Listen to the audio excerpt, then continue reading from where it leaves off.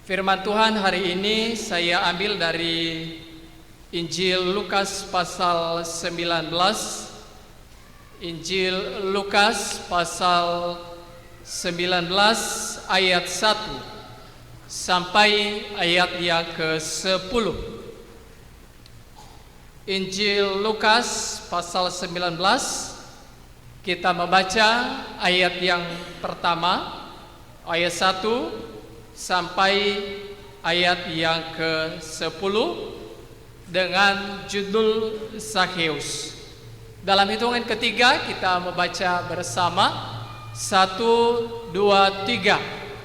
Yesus masuk ke kota Yeriko dan berjalan terus melintasi kota itu. Di situ ada seorang bernama Zakheus, kepala pemungut cukai, dan ia seorang yang kaya. Ia berusaha untuk melihat orang apakah Yesus itu, tetapi ia tidak berhasil karena orang banyak, sebab badannya pendek. Maka berlarilah ia mendahului orang banyak, lalu memanjat pohon ara untuk melihat Yesus yang akan lewat di situ. Ketika Yesus sampai di tempat itu, ia melihat ke atas dan berkata, "Zakheus, segeralah turun, sebab hari ini aku mau menumpang di rumahmu." Lalu Zakheus segera turun dan menerima Yesus dengan sukacita. Tetapi semua orang yang melihat hal itu bersungut-sungut, katanya, "Ia menumpang di rumah orang berdosa." Tetapi Zakheus berdiri dan berkata kepada Tuhan, "Tuhan, setengah dari milikku akan kuberikan kepada orang miskin. Dan sekiranya ada sesuatu yang kuperas dari seseorang, akan kukembalikan 4 kali lipat." Kata Yesus kepadanya, "Hari ini telah terjadi keselamatan kepada rumah ini, karena orang ini pun anak Abraham. Sebab anak manusia datang untuk mencari dan menyelamatkan yang hilang." Demikian jauh pembacaan firman Tuhan. Shalom. Selamat hari Minggu buat kita semua. Bapak Ibu yang dikasihi, kita bersyukur karena Tuhan menganugerahkan satu kali lagi kesempatan bagi kita, secara khusus jemaat yang telah hadir pada hari ini, untuk kita boleh menaikkan syukur kepada Tuhan kita yang adalah sumber kehidupan kita, dan juga kita mendengarkan firman Tuhan pada hari ini. Perikop ini mengisahkan tentang seorang Zakheus yang dalam anugerah Tuhan dia mendapatkan kesempatan yang tidak dimiliki atau tidak dirasakan atau tidak dialami oleh orang yang lain pada waktu itu, di mana dia mendapatkan kesempatan khusus untuk berjumpa dengan Yesus, melayani Yesus, bahkan berkomunikasi. Bahkan Tuhan Yesus sendiri menumpang di rumahnya. Ini sesuatu hal yang sangat istimewa, dan jarang Tuhan Yesus pada waktu itu kalau dia lewat, dia akan singgah di rumah seseorang. Dalam satu perjalanan pernah Tuhan Yesus dalam perjalanan dia singgah di rumah Maria dan juga di rumahnya Marta pada waktu itu.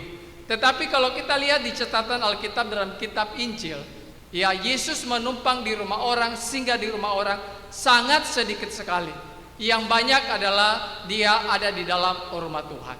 Maka ketika Zakheus mendapatkan kesempatan ini, maka saya mengatakan bahwa ini adalah kesempatan yang sangat langka dan jarang dialami, bahkan hanya beberapa orang saja yang mendapat kesempatan ini. Andaikan Bapak Ibu Saudara, seandainya kalau presiden atau wakil presiden, ya, kita ada di pinggir jalan lalu dia tiba-tiba turunkan kaca, lalu Bapak Ibu Saudara dia berkata kepadamu, "Saudara, rumahmu di mana? Mari ke sini. Naik ke atas mobil saya akan singgah di rumahmu." Apa yang Bapak Ibu rasakan? Pasti ada kebahagiaan, ada sukacita, dan mendapatkan kehormatan yang istimewa karena kepala negara singgah di rumah Bapak Ibu. Demikian saya rasa yang dialami oleh Zakheus pada waktu itu. Di tengah-tengah banyak kerumunan orang, Bapak Ibu Saudara, dia mendapatkan kesempatan khusus, yaitu Tuhan Yesus menumpang di rumahnya. Bapak Ibu Saudara, siapa si Zakheus? Ya. Di ayat 1 dan ayat 2 kita bisa melihat bahwa dia seorang pemungut cukai. Bapak Ibu Saudara, dia mendapatkan jabatan yang strategis yang diberikan oleh pemerintah Romawi kepadanya pada waktu itu. Tetapi Bapak Ibu Saudara, sayang sekali pekerjaannya dan juga dirinya sangat dibenci oleh orang pada waktu itu. Nah Bapak Ibu Saudara, itu kenapa, ya, itu sebabnya kenapa Zakheus dan profesinya sebagai kepala pemungut cukai sangat dibenci. Karena bagi kalangan orang menengah ke bawah, itu pajak yang dibebankan kepada mereka oleh pemerintahan Romawi yang dilaksanakan, dieksekusi oleh Zakheus, ini memberatkan bagi mereka, menyulitkan bagi mereka, sehingga profesinya Zakheus ini sangat dibenci oleh mereka. Dan juga Zakheus dicat sebagai orang yang berpihak kepada pemerintahan Romawi pada waktu itu, dan dianggap bahwa tidak berpihak kepada orang atau masyarakat biasa. Itu sebabnya nanti kalau Bapak Ibu baca di pasal 20 ayat 20 sampai 26, ya, ada para imam-imam kepala menyuruh seseorang untuk berpura-pura jujur kepada Yesus, bertanya, bolehkah kami membayar pajak kepada kaisar? Tujuannya supaya mereka mau menjerat Yesus. Kalau Yesus mengatakan bayar pajak, maka orang banyak masyarakat yang ikut dia selama ini, apa yang terjadi? Mereka pasti benci Yesus, maka followernya Yesus berkurang. Lalu kalau Tuhan Yesus mengatakan tidak boleh bayar pajak, maka dia akan dihajar oleh pemerintahan Romawi. Lalu apa yang Tuhan Yesus katakan? Dengan bijaksana dia berkata, yang diberi kepada kaisar, beri kepada kaisar. Yang engkau beri kepada Tuhan, beri kepada Tuhan. Akhirnya bahwa mereka tidak bisa menjerat dia. Nah Bapak Ibu Saudara, yang ketiga adalah di dalam memungut cukai seringkali atau memungut pajak seringkali disertai dengan kekerasan, paksaan, atau disertai dengan ketidakadilan. Ya, kepada rakyat biasa pajak dibebankan sekian persen, tetapi kepada orang-orang tertentu dibebasin pajak. Nah Bapak Ibu Saudara, itu sebab kenapa pada waktu itu dia sangat dibenci oleh orang banyak.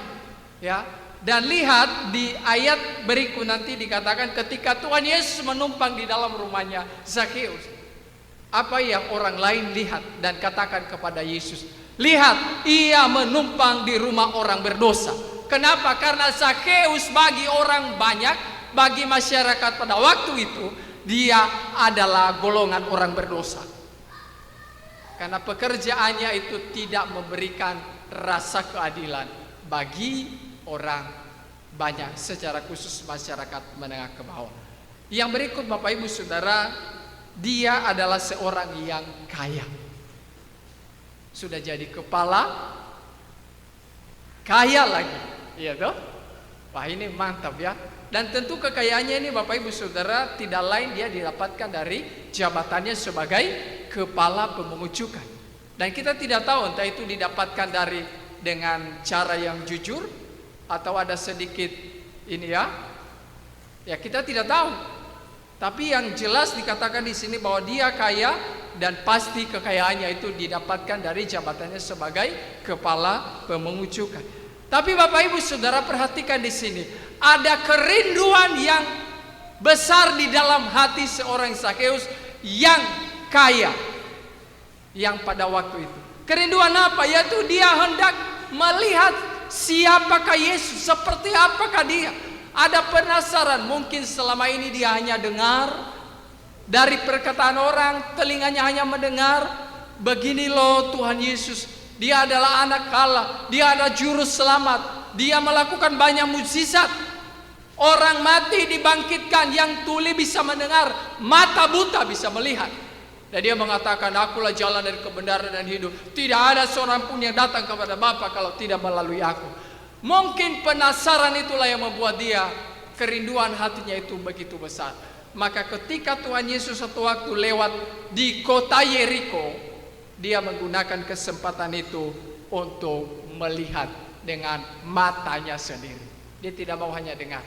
Nah, Bapak Ibu Saudara, kalau Bapak Ibu mendengar sesuatu, harap untuk memastikan, ya, jangan asal dengar lalu sambung ke orang lain. Jangan. Itu membawa kita kepada dosa. Ya, hari ini banyak media-media yang sebarkan hoax, lalu kita hanya baca lalu tanpa kita cek fakta, kenyataan, atau orang cerita kepada kita, oh si A ini begini loh, begini. Lalu kita bilang, iya nanti sambung lagi ini. Bapak Ibu mesti harus cek seperti Zakheus ini. Dia tidak berhenti mendengar, tapi dia harus lihat dengan matanya sendiri. Ada kerinduan di dalam hatinya, tetapi Bapak Ibu Saudara, kerinduan itu terhalang oleh karena satu hal, yaitu badannya yang pendek. Karena badannya pendek, maka tentu pandangannya terhalang oleh kerumunan banyak orang. Bapak Ibu Saudara yang dikasihi oleh Tuhan, siapa di sini yang merasa diri mempunyai postur yang paling tinggi di antara kita hari ini? Atau punya postur badan yang paling pendek di antara semua yang lain? Bapak Ibu Saudara, saya mau kasih tahu kepada kita semua bahwa baik yang tinggi, baik yang pendek, semuanya punya keterbatasan. Ya, semua punya keterbatasan. Jangan pikir bahwa orang tinggi enak ya, kalau dia ambil yang barang yang agak tinggi, ya dia tinggal berdiri saja. Tapi ada juga kalau dia mau lewati pintu yang pendek, maka dia mengalami kesusahan, harus nunduk. Jadi yang saya maksud di sini adalah baik tinggi atau pendek, mengucap syukur kepada Tuhan. Amin ya. Karena kita diciptakan menurut gambar dan rupa Tuhan. Ya, seperti itu. Jadi Bapak Ibu Saudara, dia mengalami kendala yang serius. Dia rindu melihat Tuhan Yesus, tetapi terhalang oleh keadaan, yaitu badannya yang pendek. Ditambah lagi dengan kerumunan orang yang banyak. Tetapi Bapak Ibu Saudara, di ayat yang ketiga dia katakan ada kata usaha. Ia berusaha melihat orang apakah Yesus itu. Maka di ayat 4, karena ada usaha, maka kalau namanya ada usaha, maka tidak ada yang tidak bisa dilakukan. Betul kan tidak? Kalau kita mau nonton Persipura sebentar sore, walaupun hujan lebat, kita akan usaha supaya bisa tebus ke stadion Mandala. Karena ada usaha. Karena ada usaha dari Zakheus untuk melihat Yesus, maka Bapak Ibu Saudara, dia punya cara. Caranya apa? Dia lari mendahului orang banyak, lalu dia lihat di depan ada pohon ara dan dia naik ke atas itu. Maka masalah tadi, keterbatasan tubuhnya yang pendek tadi bisa teratasi, dan pohon ara menolong dia untuk dia lebih tinggi daripada semua orang yang lain. Akhirnya Bapak Ibu Saudara, kerinduannya untuk melihat Yesus terkabulkan. Ya, kita belajar dari Zakheus ini, bagaimana dia mengatasi keterbatasan keadaan yang dia alami. Ya, bagaimana dia berusaha, ada usaha, ada upaya yang dia lakukan. Bagaimana supaya saya bisa melihat Tuhan Yesus. Maka Bapak Ibu Saudara, dalam perkara rohani, kita juga harus punya usaha. Ya, punya usaha untuk bisa ikut dalam persekutuan. Punya usaha untuk membaca Alkitab. Punya usaha untuk mendisiplinkan diri kita untuk melakukan hal-hal yang rohani. Kalau tidak Bapak Ibu Saudara, kita akan mengalami kekalahan. Contoh Bapak Ibu Saudara, ya, biasanya kan kalau hujan itu banyak orang yang tidak datang untuk ibadah. Betul ya? Ya, saya rasa hari ini agak kurang sedikitnya datang karena tadi pagi gerimis. Tidak apa-apalah, ini hujan, jadi Tuhan mengerti isi hati saya. Tuhan tahu keadaan saya. Padahal Bapak Ibu Saudara, kalau diusahakan sebenarnya ada cara. Caranya apa? Pakai payung kah? Pakai mantel kah? Atau Bapak Ibu Saudara, hal ini di kota Jayapura saya pikir transportasi online itu sudah siap sedia, antar jemput di depan rumah. Dan tidak ada sesuatu hal yang bisa menjadi alasan bagi kita, hari ini saya tidak datang ke gereja ya. Sebenarnya berawal daripada usaha. Kalau kita berusaha, maka kerinduan kita untuk bersekutu, untuk mau beribadah, itu akan bisa. Tapi kembali lagi kepada kita. Zakheus mengingatkan kita hari ini bahwa untuk bertemu dengan Tuhan Yesus harus ada usaha untuk mewujudkan kerinduan saya dan Bapak Ibu bersekutu dengan Dia, bersekutu sebagai anggota tubuh Kristus di Jemaat Karmel. Kalau tidak ada Bapak Ibu Saudara, maka kita akan terus tenggelam dan kalah dan dikalahkan oleh keadaan situasi dunia yang terjadi hari ini.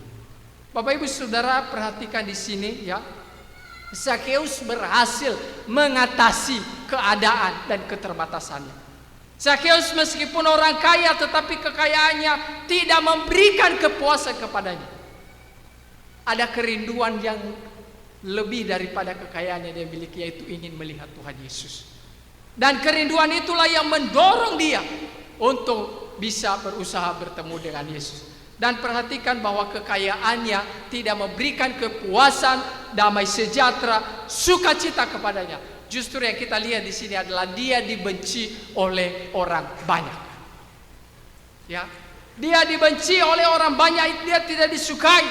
Tetapi Bapak Ibu Saudara, setelah ia menerima Kristus Yesus masuk di dalam rumahnya, maka ia mendapatkan damai sejahtera. Dikatakan di situ dia menyambut Tuhan Yesus dengan sukacita. Ada sukacita yang tak terhingga, yang tidak bisa diberikan oleh dunia kepadanya. Seperti yang Tuhan Yesus katakan, yang kuberikan tidak seperti yang diberikan oleh dunia. Maka Bapak Ibu Saudara, lihat di situ bahwa sambutan yang dia beri adalah sambutan awal di mana dia membuka hatinya untuk menerima Tuhan Yesus. Matthew Henry berkata, sambutan yang diberikan Zakheus kepada Kristus masuk ke dalam rumahnya merupakan awal dan tanda bahwa ia menerima Kristus di dalam hatinya. Ya, itu sebabnya penting Bapak Ibu Saudara, kalau ya diusahakan di dalam keluarga kita, kalau ada ibadah keluarga, itu sebisa mungkin kita laksanakan di rumah kita kalau tempat bisa. Karena itu adalah salah satu bukti bahwa kita siap menerima Kristus hadir di dalam hati kita. Kalau tempatnya ada, mari kita pergi ke sana. Terkecuali jika tempat tidak mendukung, ya kita laksanakan di gereja. Bapak Ibu Saudara yang dikasihi oleh Tuhan, di hadapan Tuhan Yesus ia berkata, dia mengalami perubahan sikap. Dia mengatakan di ayat 8, Tuhan, setengah dari milikku akan kuberikan kepada orang miskin, dan sekiranya ada sesuatu yang kuperas dari seseorang, akan kukembalikan 4 kali lipat. Ia mengalami perubahan yang ajaib di dalam kehidupannya. Ia mengalami perjumpaan dengan Yesus. Jika dulu ia hidup untuk dirinya sendiri, tidak menumpuk harta lagi untuk dirinya sendiri. Sekarang setelah dia menerima Yesus, dia hidup menjadi berkat bagi banyak orang. Dan yang paling penting di sini Bapak Ibu Saudara lihat, dia menyadari bahwa sekiranya kalau dulu pernah ada yang saya peras, saya akan kembalikan 4 kali lipat, bukan 1 kali lipat Bapak Ibu. 4 kali lipat. Ini adalah bukti pertobatan yang sejati. Komitmen yang dia berikan. Dan saya percaya setelah ini dia akan disukai oleh banyak orang. Yang tadinya tidak disukai, sekarang disukai oleh banyak orang. Karena dia mengalami perubahan ajaib terjadi di dalam kehidupannya. Ia tidak mengumpulkan harta untuk dirinya sendiri, tapi dia harta yang ada dia bagikan menjadi berkat bagi banyak orang. Banyak orang hari ini Bapak Ibu Saudara dengan harta yang ada tidak pernah puas-puas. Saya bukan berkata harta dunia tidak perlu, karena kita bangun gereja perlu uang. Kita beli mic ini kita perlu uang. Kita makan perlu uang. Tapi Bapak Ibu Saudara, tidak lebih penting daripada Kristus Yesus yang ada di dalam, yang telah memberikan keselamatan kepada kita. Tidak lebih penting daripada itu. Karena buat apa kita punya harta di dunia, toh juga kita akan mati masuk ke dalam neraka. Ya. Nah, sekarang kita akan melihat, ya, Zakheus bisa menikmati hidup dengan baik. Perhatikan orang yang punya harta yang banyak. Bapak Ibu Saudara, kalau Bapak Ibu punya uang 1 miliar hari ini, Bapak Ibu ada di dalam gereja ini, simpan uang di rumah, kira-kira Bapak Ibu bisa tenang atau tidak? Bisa tenang atau tidak?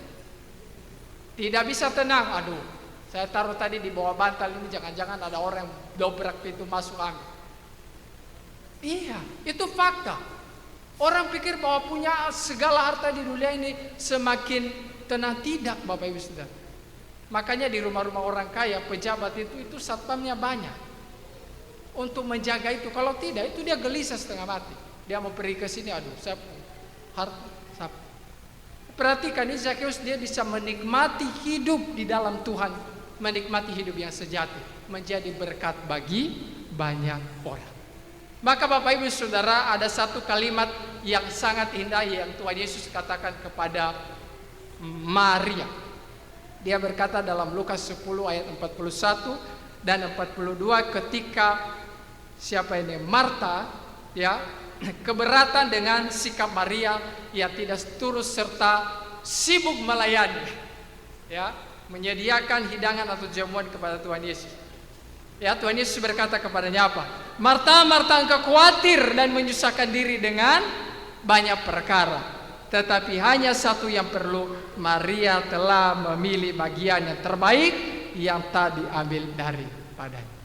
Bapak Ibu Saudara, harta dunia orang lain bisa ambil, tetapi perjumpaan dengan Yesus, Yesus yang telah hadir di dalam hatimu, tak satu pun yang dapat mengambil daripadamu. Bapak Ibu Saudara, ketika hatimu menerima Kristus, engkau akan menemukan arti hidup yang sesungguhnya. Hidup bukan untuk diri sendiri, melainkan menjadi saluran berkat bagi orang lain. Dan engkau akan mendapat kepastian akan hidup yang kekal. Ya, saudara yang terkasih, bukalah hatimu untuk Tuhan. Bukalah hatimu untuk Kristus. Dia masuk seperti Zakheus, maka jiwamu akan diselamatkan. Ya, kemarin yang ikut ibadah pengucapan syukur di bulan September yang lalu, ada satu kalimat terakhir yang disampaikan oleh hamba Tuhan Evangelis Edwin. Dia mengatakan bahwa rugi jikalau engkau meninggalkan Yesus. Tapi saya tambah sedikit, binasalah engkau jikalau engkau tidak menerima Dia. Dan biarlah hari ini Yesus berkata kepada kita, aku akan menumpang di rumahmu. Buka hatimu dan terimalah Dia. Kita berdoa.